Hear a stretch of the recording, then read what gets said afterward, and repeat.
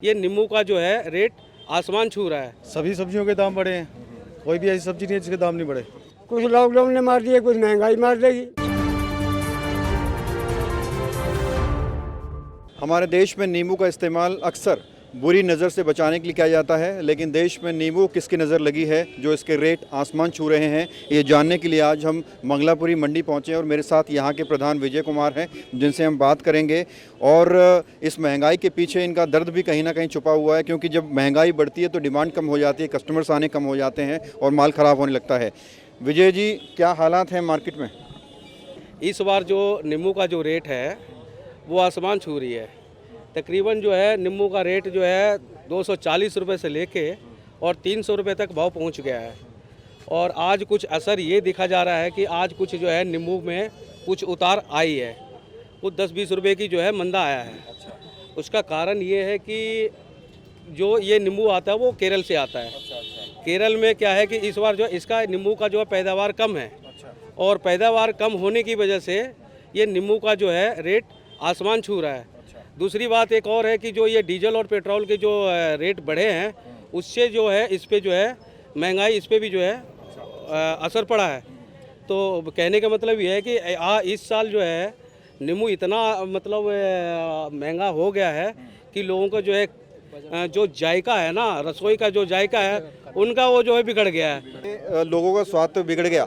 जो मंडी में व्यापारी लोग हैं, जो सब्जियां बेचते हैं, गरीब लोग हैं, उनकी दुकानदारी कितनी बिगड़ी है?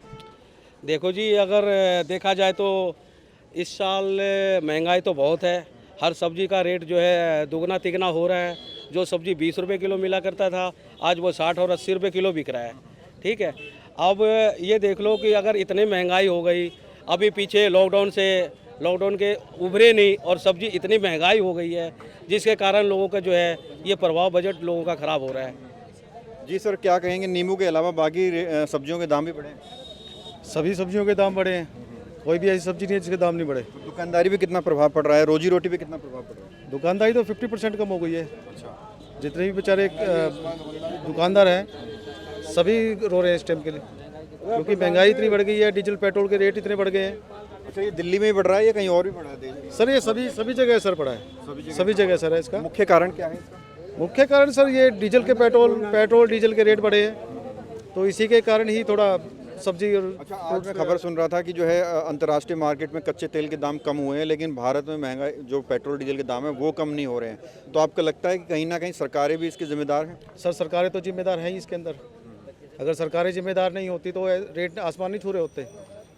पहले के रेट और अब के रेट में ज़मीन आसमान का फ़र्क हो गया है। अच्छा बाबा, आप बताइए, आप अनुभवी लगते हैं, पुराने लगते हैं, इससे पहले कभी नींबू के इतने दाम बढ़ते हुए देखे आपने?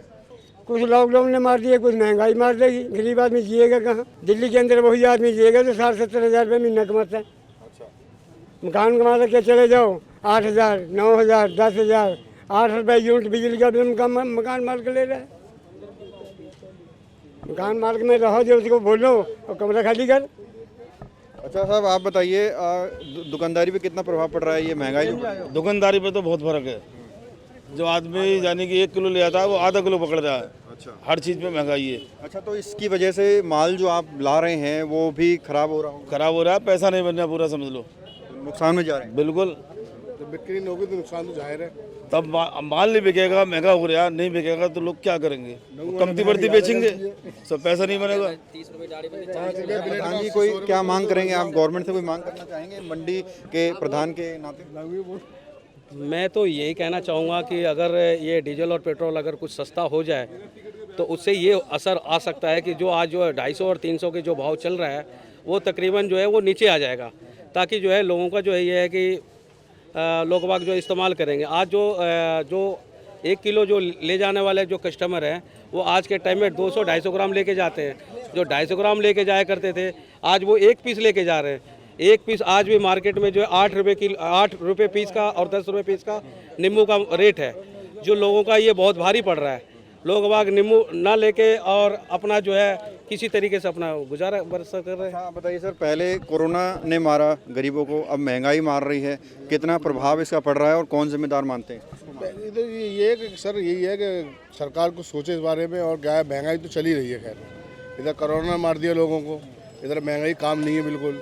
और महंगाई तो ये है कि डीजल पे हर चीज़ पे पैसे बढ़ गए हैं। तो देखो किराया तो गाड़ी आती है, पहले आती थी 5,000 में, अब उसको मान लो 10,000 में, तो महंगाई तो बढ़ेगी बढ़ेगी।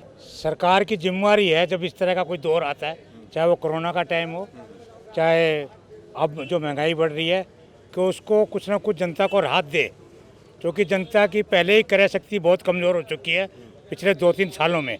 उसकी जो खरीदारी की जो क्षमता थी वो बहुत ख़त्म हो चुकी है, उसके बाद खरीदने के लिए ही पैसा नहीं है। तो महंगाई की वजह से कम हो रहे हैं, और मालो भी हर जगह दुकान पर कम होते हैं, नींबू हर दुकान पर नहीं मिलते इस समय। ऐसे सारे सब्जियां महंगी हैं, हर चीज़ महंगी हो चुकी है। तो आपकी दुकानदार भी कोई फ़र्क पड़ा है इस महंगाई से? वहाँ फ़र्क पड़ते हैं, नहीं बहुत फ़र्क पड़ते हैं। फ़र्क तो लॉकडाउन के बाद से बहुत ज़्यादा फ़र्क पड़े हैं। तो ये सीधी तस्वीर थी मंगलापुरी मंडी से, और ये नज़ारा सिर्फ यहीं पर नहीं बल्कि भारत की तमाम मंडियों में देखने को मिलेगा। और इसके अलावा जो कई राज्य हैं वहाँ भी लगातार महंगाई बढ़ रही है, और सबसे बड़ा कारण डीजल, पेट्रोल और गैस की बढ़ती कीमतें हैं। कैमरा जर्नलिस्ट विशाल के साथ प्रवीण, इंडिया टाइम 24 न्यूज़। खबरों से खबरदार रहने के लिए चैनल को सब्सक्राइब करें और प्रेस करें बेल आइकन।